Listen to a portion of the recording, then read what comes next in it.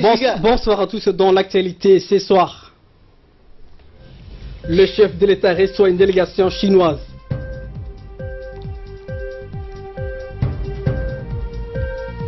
Et à Wok, une mobilisation pour retrouver Mohamed Ibrahim. Et ce qui fait à l'Union internationale un plan Merkel pour l'Afrique. Voilà donc, c'était les titres qui vous seront développés dans cette édition. Merci à vous de nous rejoindre. Le président de la République, Ismaël Omar Guelleh, a reçu aujourd'hui, mardi en fin de matinée au palais présidentiel, le premier vice-ministre chinois des Affaires étrangères, Zhang Guoxu, en séjour de travail à Djibouti, où il est accompagné d'une importante délégation de son ministère. Les voies et moyens de promouvoir et de développer davantage des relations d'amitié et de coopération entre les deux pays ont été évoqués au cours de cette rencontre. Les discussions ont ensuite été étendues à l'identification de nouveaux pôles de collaboration possibles entre les deux parties après les méga-projets déjà entérinés entre elles, notamment le chemin de fer électrique, le port multipurpose d'Oralé et la nouvelle zone franche de Djibouti. L'inauguration prochaine de la future base navale de Chine à Djibouti et le concours que cette dernière est censée apporter à la lutte contre la piraterie maritime dans cette partie du monde ont également été abordés dans le cadre de ces entretiens. À noter enfin que la question de l'acquisition du statut de membre permanent du Conseil de sécurité des Nations Unies pour l'Afrique a été associé aux discussions. Le ministre djiboutien des Affaires étrangères et de la coopération internationale, Mahmoud Ali Youssouf, a pris part à cette entrevue. Et côté chinois, le directeur général du département pour les affaires africaines au ministère des Affaires étrangères et le directeur général adjoint du département pour les affaires internationales, entre autres responsables du ministère chinois des Affaires étrangères, accompagnent M. Zhang Guoxu à Djibouti assister à cette audience. Et voici à présent le propos du chef de la délégation chinoise après l'audience avec le chef de l'État. Nous l'écoutons. Déjà en Chine, je savais que votre pays a une culture marquée par la diversité, par la tolérance. Et ici, j'ai pu mesurer par moi-même ce point-là. Et je remercie le peuple djiboutien de l'accueil chaleureux. Avec le président Ismaël Omar Guelleh, nous avons évoqué comment améliorer davantage, comment faire avancer davantage les relations sino-djiboutiennes dans la situation actuelle. En fait, les relations sino-djiboutiennes ont devant elles des opportunités précieuses, par exemple avec l'initiative des nouvelles routes de la soie avancée par la Chine. Cette initiative peut donner une nouvelle impulsion au développement des projets d'infrastructure des pays riverains des nouvelles routes de la soie, dont votre pays. Et par ailleurs, la Chine et l'Afrique travaillent actuellement pour mettre en œuvre les acquis du sommet de Johannesburg, du Forum sur la coopération sino-africaine. Nous avons déjà beaucoup fait et j'ai discuté avec le président de la République de Djibouti de la manière de continuer à mettre en œuvre dans de bonnes conditions ces acquis. Et à présent, nous vous proposons d'écouter le ministre des Affaires étrangères et de la coopération internationale, porte-parole du gouvernement, qui a assisté à cette entrevue. Vice-ministre des Affaires étrangères chinois, en même temps secrétaire général du Parti communiste, une personnalité importante, vient donc de rencontrer le président de la République et les échanges ont essentiellement porté sur les voies et moyens de consolider davantage des relations entre la Chine et Djibouti qui sont déjà excellentes. Aujourd'hui, on parle de beaucoup de méga-projets que les Djiboutiens connaissent. Le DMP, on vient de l'inaugurer il y a quelques jours. Le chemin de fer va être opérationnel dans 2 mois. Je crois que la zone franche industrielle où des sociétés chinoises vont venir s'installer également est lancée. Il y a beaucoup de projets que nous développons avec nos amis chinois. C'est ce qui permettra à notre pays vraiment de décoller sur le plan économique, de réellement devenir le pays et l'économie émergente qui sont nos objectifs premiers en tant que gouvernement, ou membres de gouvernement de ce pays. Il y a des questions relatives au Conseil de sécurité des Nations Unies qui ont été abordées, notamment la réforme. L'Afrique est attachée à la position commune qui est celle du consensus des Elouéni. Donc Djibouti a échangé avec le ministre chinois sur cette question. Il y a également les questions de la piraterie, de la sécurité, de la paix en Somalie qui ont été évoquées. Et vous savez que la piraterie est un phénomène dont on pensait qu'il avait été complètement éradiqué, mais dont la recrudescence nous inquiète tous, parce que vous savez qu'il y a récemment, au mois de mars, je crois, il y a des bateaux qui ont été détournés, dont l'un d'ailleurs battait pavillon Djibouti. Et donc voilà des questions internationales qui intéressent la Chine et surtout une coopération bilatérale qui est très fructueuse. Et très prochainement, les installations navales chinoises seront inaugurées et le quai également sera lancé comme deuxième phase, le quai naval, comme deuxième phase de ce projet d'installation militaire ou navale chinoise. Voilà donc des relations qui sont au beau fixe entre la Chine et Djibouti, et ces visites de haut niveau entre les deux pays permettent toujours de consolider davantage les acquis et surtout d'ouvrir de nouvelles perspectives. Et je crois que c'est l'objet de la visite du premier vice-ministre des Affaires étrangères de la Chine, qui est en même temps secrétaire général du Parti communiste chinois. Et également dans l'actualité, le ministre du Travail et de la Réforme d'administration, M. Hassan Idriss Samrié, se trouve actuellement à Genève à la tête d'une délégation djiboutienne où il participe aux travaux de la conférence internationale sur le travail. En marge de ces travaux, il a rencontré son homologue somalien Jama Salah Ahmed, ministre du Travail et des Affaires sociales. Les deux hauts responsables ont discuté de diverses questions d'intérêt commun, notamment l'appui que la République de Djibouti peut apporter au personnel du ministère du Travail somalien en termes de codification des emplois, d'établissement de conventions collectives et d'incentives pour les fonctionnaires. Le ministre du Travail et des Affaires sociales somalien Jama Salah Ahmed a exprimé son souhait de venir prochainement à Djibouti avec une forte délégation afin de voir le fonctionnement du ministère du Travail de la République de Djibouti. Le ministre du Travail et de la Réforme de l'administration, M. Hassan Idriss Samrié, a bien accueilli cette demande. A noter la présence de deux ambassadrices extraordinaires et plénipotentiaires de Djibouti et Somalie à Genève, Mme Khadra Ahmed Hassan et Mme Fatouma Abdullahi Mohamouté. Et un communiqué qui nous a parvenu de la direction de ferry Mohamed Bourhan Qassim informe les usagers que le ferry n'effectuera pas son voyage hebdomadaire demain 14 juin à Oboké. Et des familles à Oboké vivent dans la détresse et l'inquiétude, ne sachant pas quel sort a été réservé à leurs enfants qui sont portés disparus depuis 8 ans. Ils ont été kidnappés par des éléments rebelles qui opèrent de l'autre côté de la frontière avec l'Érythrée. La suite avec Negatouet.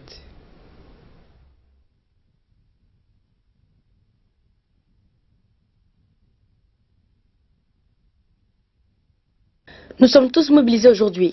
Nous sommes à la recherche de M. Ahmed Mohamed Ibrahim, qui a été kidnappé. Nous n'avons aucune information sur l'état de sa détention. Il y a quelques années, 8 ans exactement, 300 éléments armés sont venus de notre localité et ont kidnappé 13 Bokois, dont M. Ahmed Mohamed Ibrahim. Je ne suis pas resté les bras croisés. J'ai été jusqu'en Érythrée pour réclamer leur libération. J'ai mis le sultan au courant de ce qui est arrivé aux Bokois, qui ont été kidnappés par force. Au total, 13 personnes. 6 sont revenus, 7 manquent toujours à l'appel.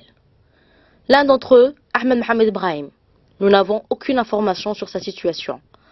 Plus de 7 mois, vit-il encore? Est-il décédé? Ou est-il malade?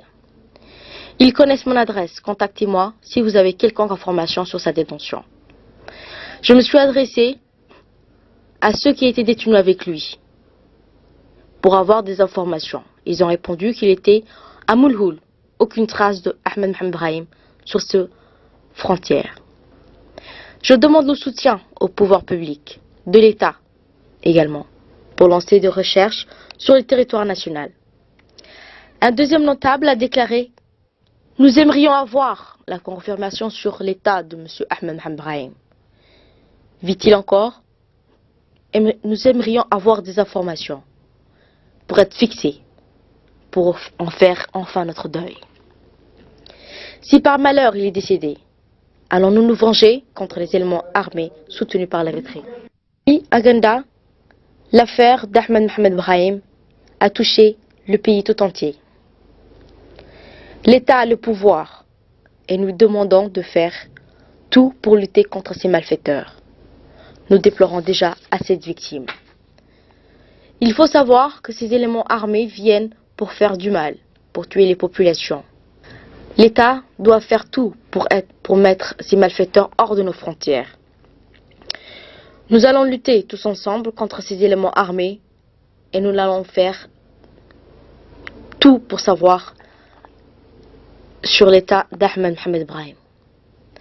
Une autre femme a déclaré Notre enfant a été pris par force par les bandits armés sous la solde de l'Érythrée.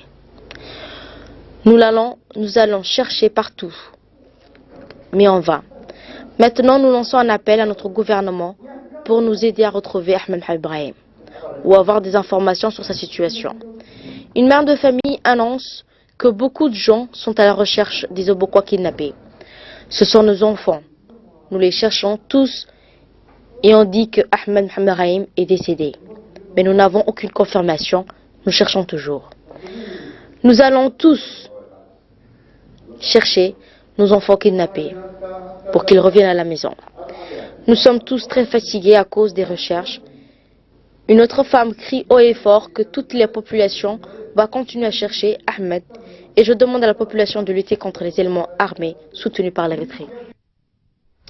Autre nouvelle du pays, la cérémonie de restitution de l'équipement pour l'appui à l'intégration régionale a été présidée aujourd'hui par le ministre du Commerce, Hassan Ahmed. Ces lots d'équipements composés de plusieurs appareils bureautiques et informatiques tels que ordinateurs portables, des projecteurs ou des imprimantes. Le ministre du Commerce et des petites entreprises est chargé de coordonner les programmes d'intégration régionale, ménager tous ces efforts afin que les institutions en charge du commerce jouent un rôle prépondérant. À cette occasion, le ministre de l'Équipement et Transport, Mohamed Abdelkader Moussa Helem, a remercié son collègue pour ses efforts louables pour renforcer le programme d'intégration régionale. Et pour sa part, le ministre du Commerce, Hassan Ahmed, a expliqué notamment l'importance de ces lots d'équipement. Nous l'écoutons. On est chargé de coordonner le programme d'intégration régionale. N'a jamais ménagé ses efforts afin de maintenir une dynamique nationale nécessaire à la bonne conduite des négociations commerciales dans lesquelles notre pays est engagé depuis 2 décennies. C'est la raison pour laquelle le renforcement de notre capacité de coordination de ces programmes constitue une des priorités de mon département. Cela s'est matérialisé à travers la mise en place d'une commission nationale de suivi des programmes d'intégration régionale qui regroupe les départements techniques clés dans le processus d'intégration régionale. En outre, la désignation des points focaux sectoriels qui permettent un partage d'informations et de données, mais surtout qui contribue efficacement à l'élaboration des positions stratégiques pour notre pays au cours des cycles de négociations commerciales constitue à ce jour un acquis effectif. Après la remise des lots de ballons hier aux différents CDC de la capitale, le stade Goulet a de nouveau abrité aujourd'hui une cérémonie de remise des équipements sportifs et des trophées à une cinquantaine d'associations sportives et organisateurs du tournoi de Ramadan. Ces lots composés de ballons de football, de basketball, de handball, de filets ainsi que de coupes et de médailles en guise des trophées ont été remis aux mains des présidents et des représentants des associations de la capitale. L'octroi de ces équipements entre dans le cadre de l'organisation des tournois de Ramadan organisés annuellement par les responsables de chaque CDC et des associations de quartier. L'événement a vu le jour en présence du secrétaire d'État à la jeunesse et au sport Hassan Mohamed Kamil, de l'inspecteur général M. Moussa Ali Mohamed, du directeur du sport M. Chedon, de plusieurs membres du secrétaire d'État à la jeunesse et au sport ainsi que les bénéficiaires. A noter également que le secrétaire d'État à la jeunesse et au sport a profité de cette occasion d'encourager les participants dans les missions qui leur sont conviées tout en leur mettant en garde au bon usage de matériel. Autre nouvelle, le concours de chant mystique Qassaïd de poésie a été lancé hier par le ministère des Affaires musulmanes, de la Culture et des Biawarf. Il devra battre son plein plusieurs jours durant au théâtre des Salines ou au théâtre national où près de 65 groupes vont rivaliser de talents. À travers leurs chants, les participants glorifient le prophète Mohammed, paix et salut de Dieu soit sur lui, et de l'islam, religion de paix, d'amour et de tolérance pour l'humanité. Ce concours, le 6e du genre, se déroule comme chaque année en pleine période du Ramadan, mais coïncide cette fois avec la célébration du 40e anniversaire de l'indépendance du pays. Les poésies et qasaïd sont données dans les différentes langues vernaculaires du pays, en Somalie, en arabe et en afar. C'est après la lecture d'un verset de Coran que le directeur de la culture du ministère des Affaires musulmanes, de la culture et des biens waqf, de Ali Hassan Ahmed, a ouvert le concours. Il a souligné que ce concours est initié par le ministère des Affaires musulmanes et destiné à revaloriser le chant mystique et raffermir la foi islamique. Des jurys ont été formés à l'occasion pour départager les différents participants. Traduit le feu vert du monde musulman. Afin de sensibiliser les jeunes djiboutiens sur l'importance de ces richesses patrimoine culturel et susciter la création artistique de chants religieux et favoriser l'émergence de jeunes talents, j'adresse mes sincères remerciements à son Excellence M. Moumi Hassan Baré, au secrétaire général de notre ministère, aux membres du jury éminent et aux honorables invités. Et de son côté, le secrétaire général du ministère des Affaires musulmanes et de la culture des biens waqf, M. Moumin Mohamed Ahmed Sultan, a exprimé sa satisfaction de prendre part à la cérémonie de lancement officiel du concours des qasaïd et poésie qui en soit un festival de ce genre d'expression. Nous l'écoutons. Cet événement a pour objectif de restaurer et de maintenir les pratiques des qasaïd, qui constituent un patrimoine national que nous avons hérité et qui remonte à une époque assez lointaine.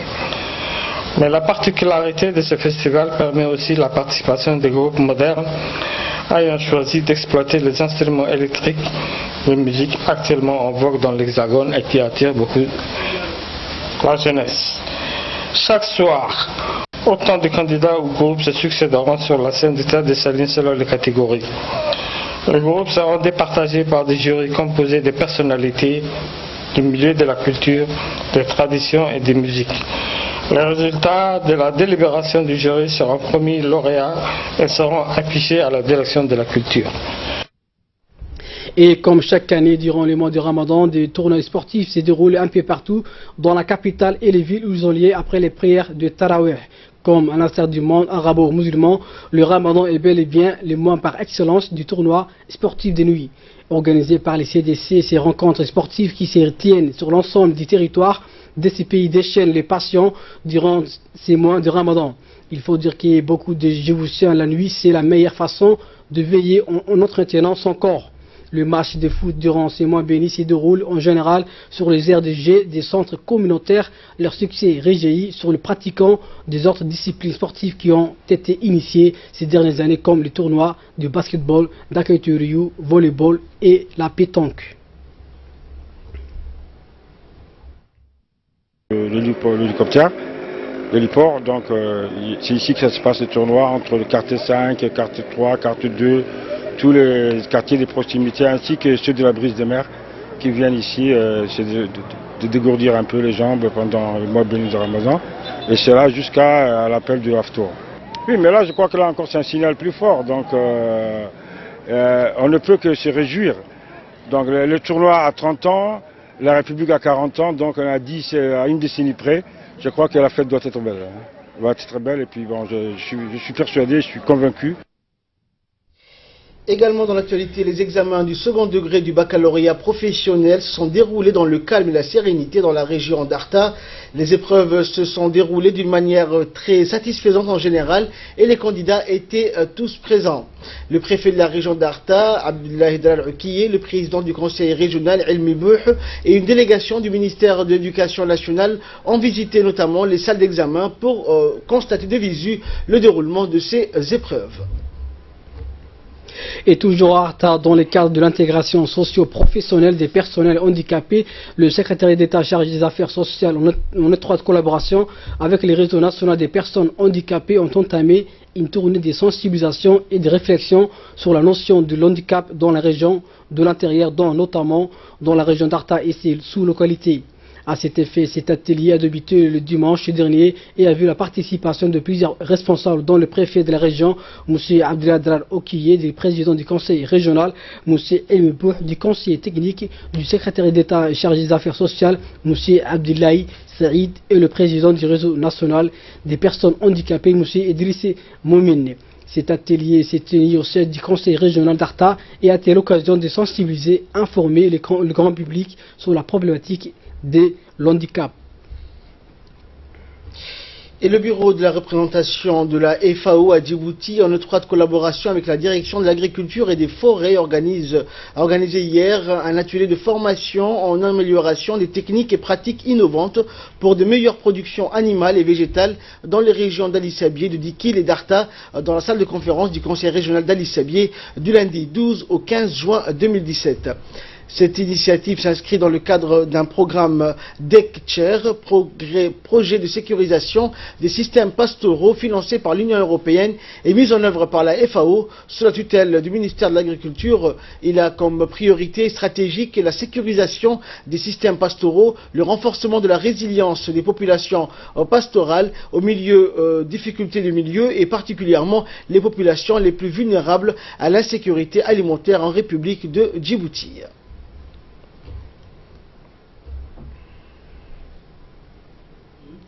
Et écoutons à présent l'intervention du représentant de la FAO.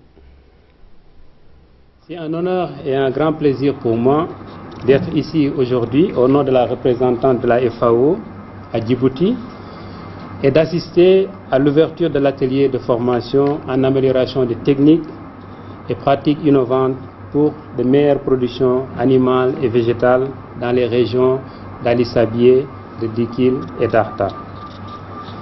Cette formation, comme vous le savez, s'inscrit dans le cadre du programme ICICHER, qui est le projet de sécurisation des systèmes pastoraux à Djibouti, qui est financé par l'Union européenne et mis en œuvre par la FAO sous la tutelle du ministère de l'Agriculture, de l'Élevage, de la Pêche et des Ressources halieutiques. Comme vous le savez, le projet a comme priorité stratégique la sécurisation des systèmes pastoraux, le renforcement de la résilience des populations pastorales aux difficultés du milieu et particulièrement les populations les plus vulnérables à l'insécurité alimentaire en République de Djibouti. Cette initiative émane de la volonté du gouvernement djiboutien, représenté par le ministère de l'Agriculture et de la FAO, afin d'améliorer les productions agro-pastorales locales. Et de là, nous passons à l'actualité internationale. Développer une économie durable en Afrique pour lutter contre l'immigration, c'est l'objectif de la chancelière allemande. Angela Merkel a réussi hier à Berlin plusieurs dirigeants du continent africain pour élaborer un plan Merkel en allusion au plan Marshall qui avait permis à l'Europe de se reconstruire après la Seconde Guerre mondiale. L'Allemagne qui préside cette année le G20 demande à ses partenaires d'investir dans une économie durable de l'Afrique. Le président du Niger, de l'Égypte ou encore du Mali ont tenté hier de convaincre la centaine d'investisseurs privés réunis pour l'occasion. Plusieurs ONG ont également rappelé l'importance des aides publiques. Le ministère allemand du développement a promis 300 millions d'euros d'aides supplémentaires aux pays qui s'engagent notamment à lutter contre la corruption. Et voilà donc l'essentiel de ce 20 déserts. Merci à vous de l'avoir suivi.